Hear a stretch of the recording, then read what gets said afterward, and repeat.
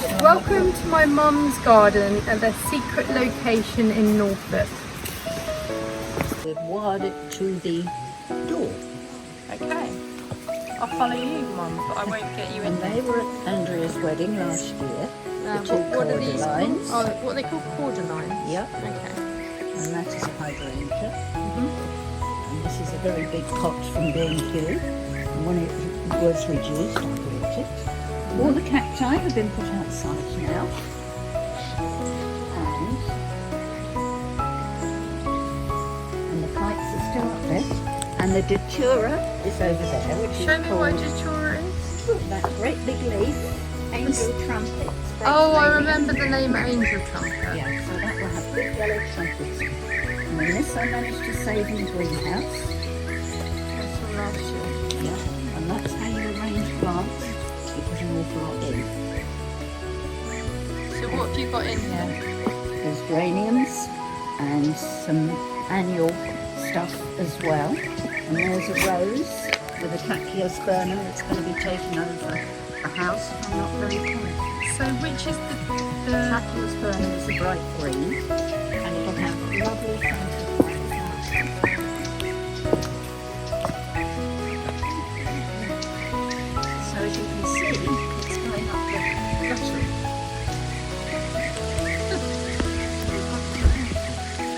Because it'll come in through the bedroom.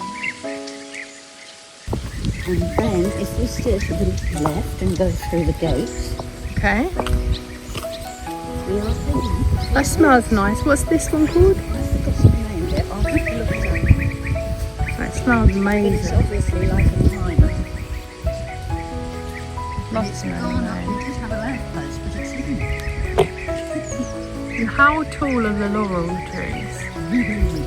Pretty tall, but they're going to be coming down. Wow. I will get a view from here because it's lovely.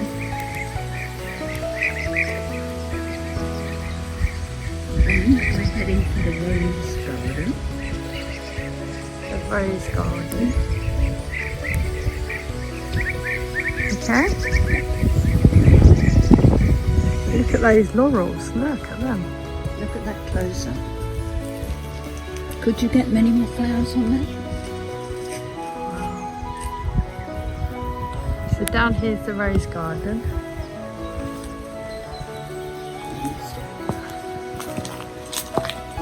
With an avenue of lavender.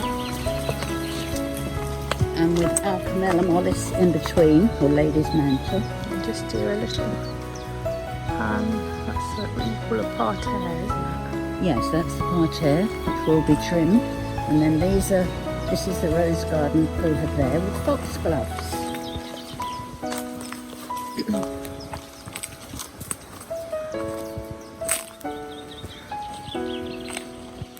Which are in lovely shades of purple and white and even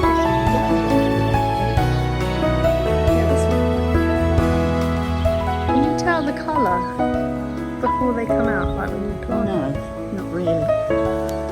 It's like leopard print. It is like a leopard print. And then this rose is about this there, called Oh, I don't want to miss this one. That's called Blue for You. Blue for you. Where did you get this one? Stands at the top. Would you have to keep this? Because that must be how tall? 6 foot, maybe more. That one's really Yeah, that's really tall. Watch it in windy weather. So this smells delicious. This is the best smell rose you could drink of. What's this called? Boscobel. Boscobel. Look at that.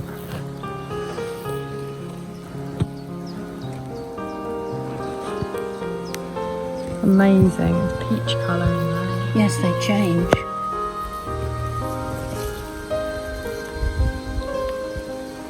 Wow. Pretty. And then we're coming up to a lot of foxgloves that are... Oh, it is. All down there.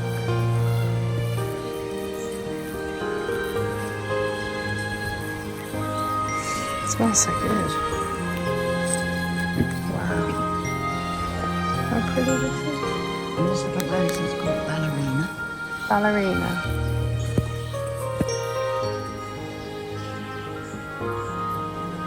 And this rose is a very old one called Fragrant Cloud.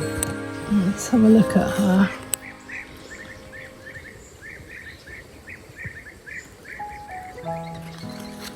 She's hiding in there as well. Oh, you've got lots of them. I just noticed. There's lots of them. Yes, this bed was just Fragrant Cloud. Look at the colour of those foxgloves. But there is a yellow one over there with a particularly good close tight form. You get that. Some just vary better than others. Wow, look at the pink on that one. What's that one called? That's called Wedding Day.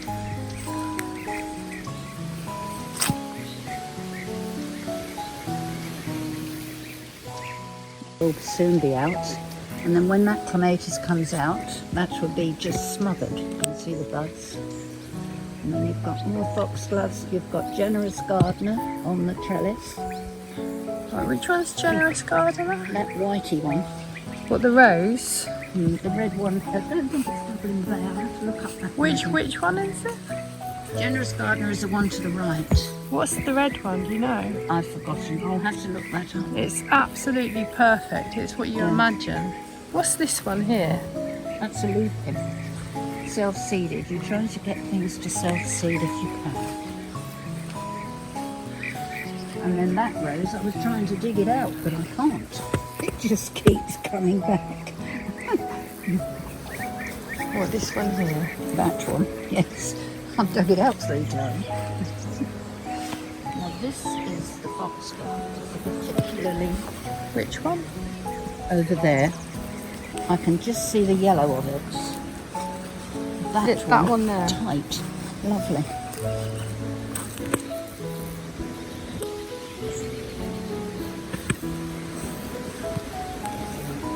And then those foxgloves all out over there from a distance look lovely. And the Ballerina's coming out, mixing with Boscobel. It's just a sea of colour there. And then we've got a lovely shaped privet hedge, and behind it there's a rose that is the most perfect rose I've ever seen.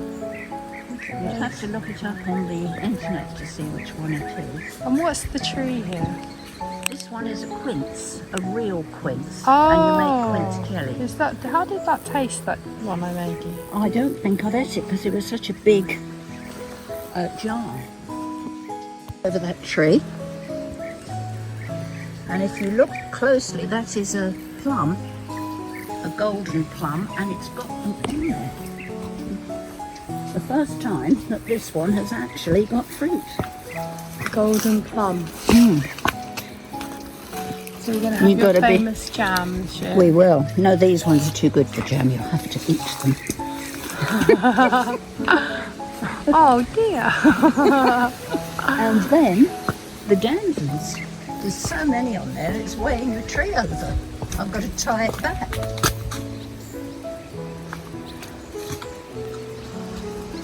Oh yeah, there's lots of clusters.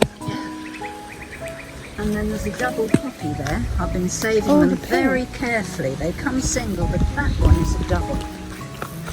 That's a poppy. An opium poppy, no less. Oh.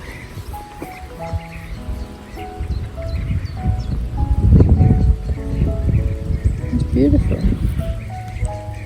And then you've got the ash tree stump, but yes, I'm afraid the insects have beaten to it. You've got beetles and all sorts, and they're steadily chewing it away.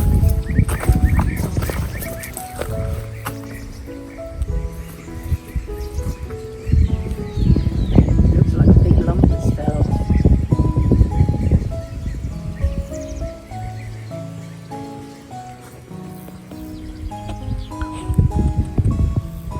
And then this bed is very, very dry. So you've now got a new rose called a Persica rose. It's got like an eye in it, and they can stand drought. for our supposedly changing climate. And next to it is a curry plant, which can stand drought, and a wallflower that can stand drought. You have to think, and an anti-rhino that's come up for free. The arch. We'll go down to the new bit. Okay.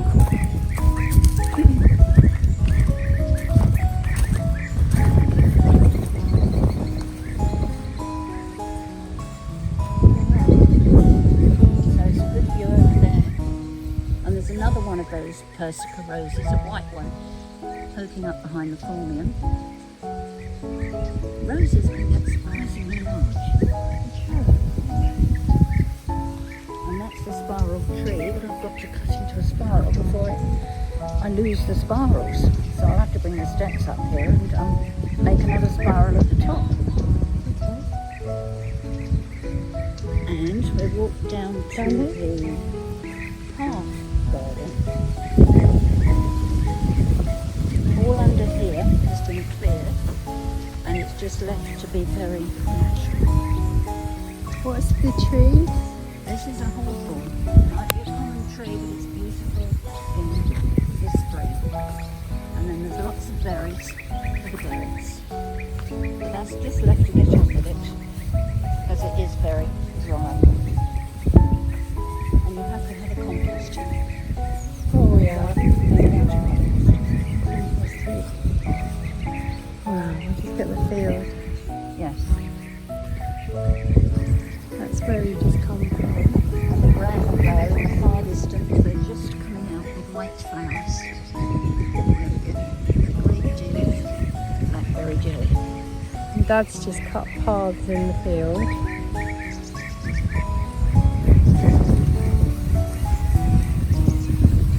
And we're getting on with the hedge cutting.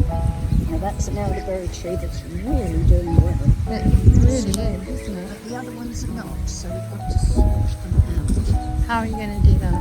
Well, I should cut it off days and use for kindling. Nothing's wasted, everything's recycled. You go with nature and you use what is there. So we're now coming on to the path garden. And again, I've got 3 little Persica roses that Debbie bought me. And they're out here in the full baking sun because they've been bred to stand the heat. And we've got the pallet shed in the distance, being a nice old-fashioned green. So this is the Persica rose that Debbie bought me. Pink fading to white, I think. As this bit is relentlessly sunny, there's no shade here.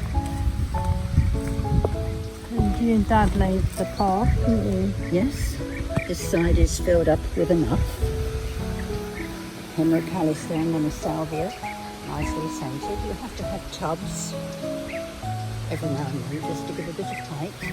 And then you can see there, that is a salvia, that very striking mauve. And I'm going to get some more of them because, again, they can stand the heat. So this is a salvia, you said? That's a I'm going to really get a few more amazing of colour. those. This one's amazing. They come in red as well.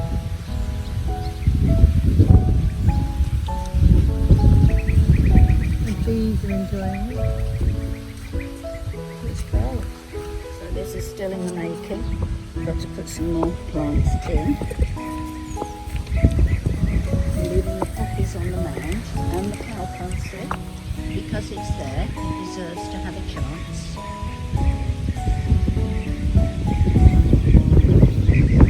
Called the path garden because it's a path down to merge you in with the countryside.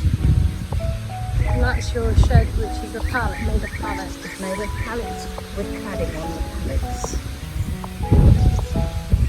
And another tree we're forming into a shed. And then we're coming up to the gate that leads way out into the countryside.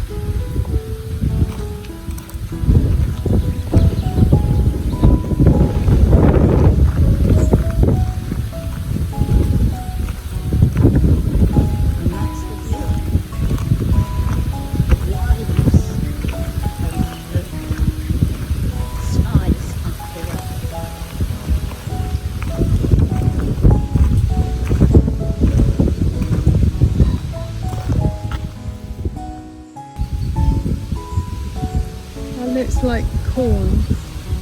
It's corn, barley. I think I can see the whiskers. So is that barley with the whiskers? And that's a golden trivet that will stand out. And then there's this lichens from your garden and some of course some sweet williams. I love the boulders. Yes, we managed to get that over here. Got a bit scratched in the process. We'll be putting up the screening fence along there when we get to it. That's exactly right. It's still there.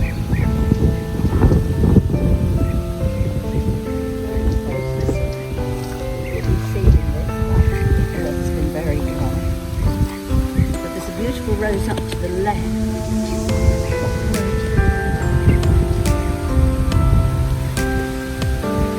Poppies on the mound on the street. There's another rose here. Yeah.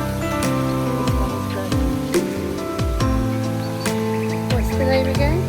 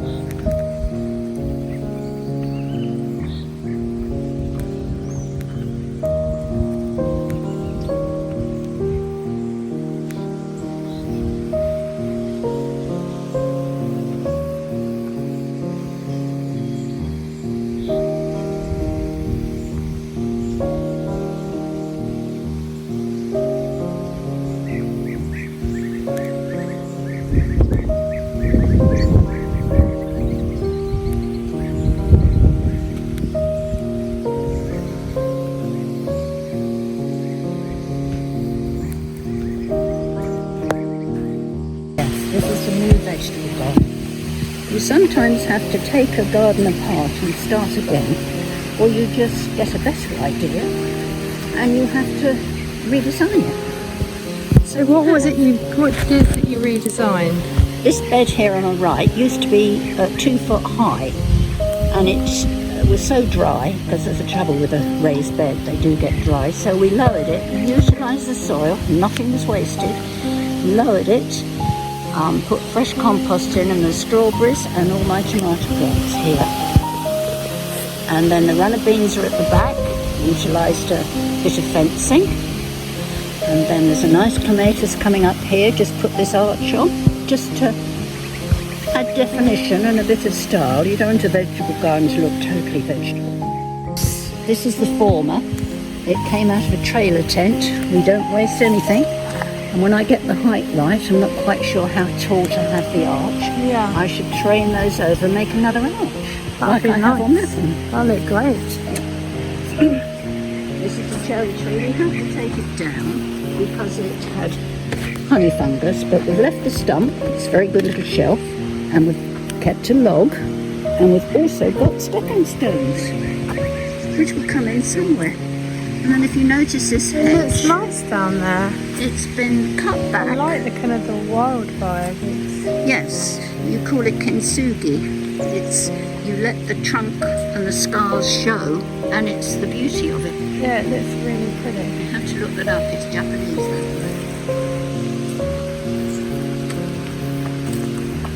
Oh, we've got all the lovely little daisies.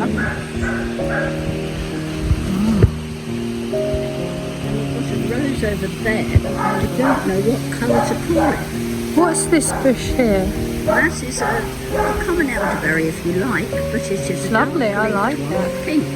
I like the dark. There's about 400 types of elderberries, from golden to that. 400. Yep. And So what's this? it's just an elderberry cut leafed. It looks Cut leaf, really dark. It's lacy. lovely. Yeah. Love it. And then that rose. I mean, I don't know what colour you'd call it. Oh, what, the orange? Orangey red? It's like the colour of Marilyn Monroe's lipstick.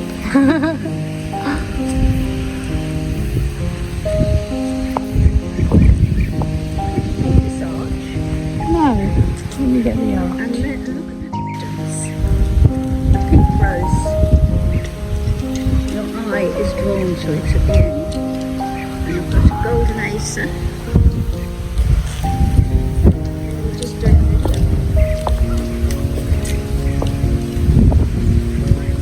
So this arch has took 2 years and it's now got pretty perfect. It's not an arch, it's a kind of a V, but it's pretty. And that is an acer, which is very special. A golden one. With another rose behind. And little seating areas. And of course, that's, well, Well, you've got to have your tools around. Now, what colour would you call that rose? I can't. Somebody said it was coral. it's red and it's orange. It's unbelievable colour. It's amazing. I don't know what you'd call it. What's it called? I say it's copper. I don't know. I got 6 unnamed roses. You can do a check, and they bring up all the ones that look similar. You see, I know this is just about finished. That's what I bought, a really small one. Yes, they come in different shades of blue. And then an antirrhinum is an underrated plant. That's one from last year. And look at the pink. It's great. And the campanula, another underrated plant. Is that the lilac-y Blue. purple? This is pretty. Yes, it's another campanula.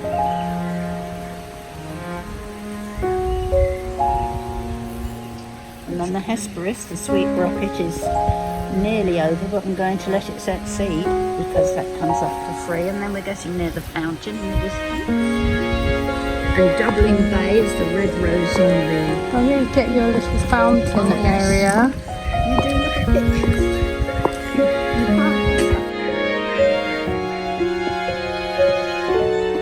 Certainly takes time to get something this.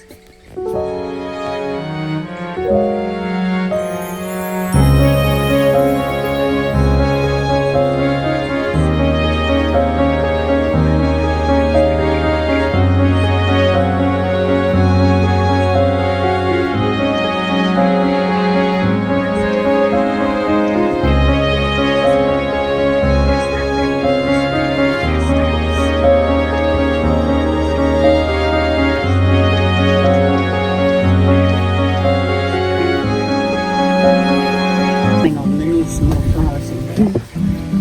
But I've got an awful lot more in the greenhouse.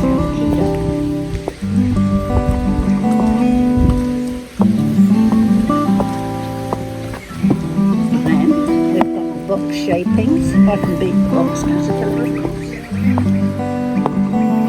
And then you've got this rose that came up from Guildford. It was given me by the ladies at the Bible meeting called Compassion. It's gorgeous. So that was brought up from Guildford, so that's 14 years old, and it's got a lovely scent. Then you've got Zephyr and Druin next to it, which is thornless. Oh, okay. That's good. Then you've got a clematis that's really double.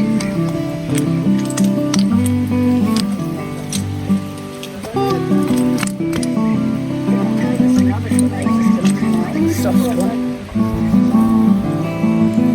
And that'll be absolutely smothered. You can see all the little buds standing up, all ready to go. And then all those antirrhinums for free, fell out of the pot and I'm leaving them. They managed to fruit, fabric.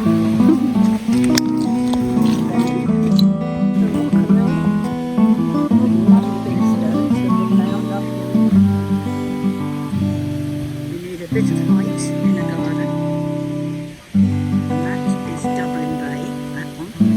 red rose. You have to grab hold of that and pull it down. It goes up 10 feet in the sky. And then you've got lovely hostas.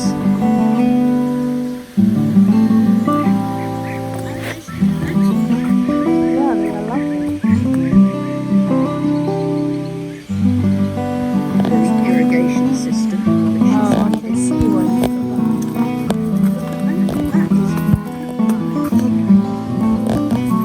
one rose. That's how big they can get. If you look in some rose gardens, they can have them like a tree. This is, well, I mean, how tall is that? That's probably 12 foot. Yes. Easy. And then you make a little seating area by cutting back the branches and make sure when you grab hold of it you don't get on the sharp bit, you make sure you cut them all off so you've got a handhold.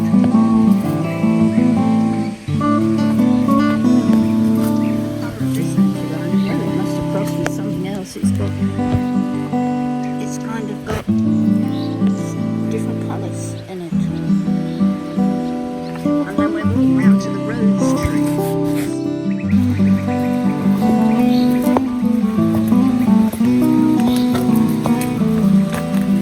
And that's whatever colour, magenta, cardinal, whatever that colour. And it's growing up through an olive tree which got a bit leggy, so I've cut it back and all the shoots.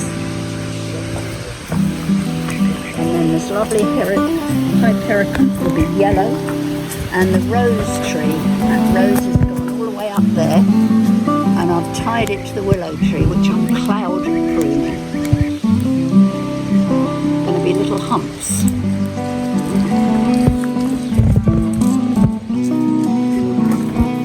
You've got the entire garden.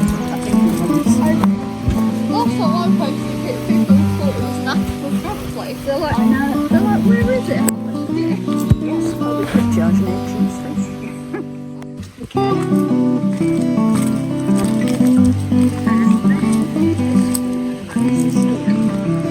I just had to state them. Very big, heavy stakes. That rose is amazing. I try my best to keep it short. The colour is amazing. I really can't keep it short, whatever I do to it. I've got to put a new stake on that white one. I'm going to try and put an arch there. The stakes do it. What's the smell that's going to intoxicate you? It's that Philadelphus. It's a different variety, which is highly scented.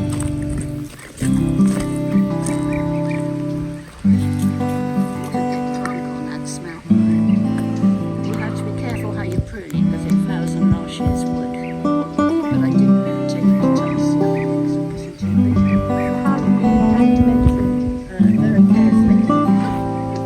Is this more blue for you? Yes. And then this rose is twined around the shrub to hold it down.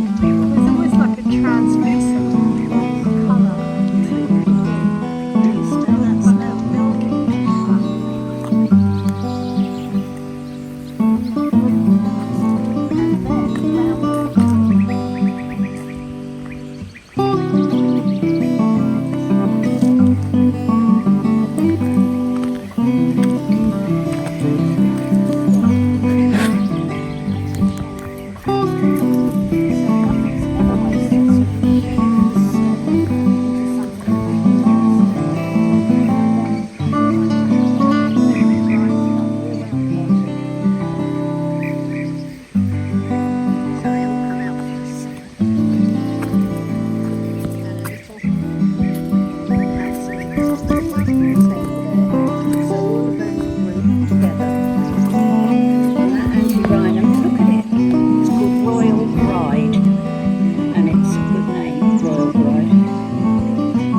Dying out, so I've cut the dead out and left the shaping, and there'll be a clematis to go up there.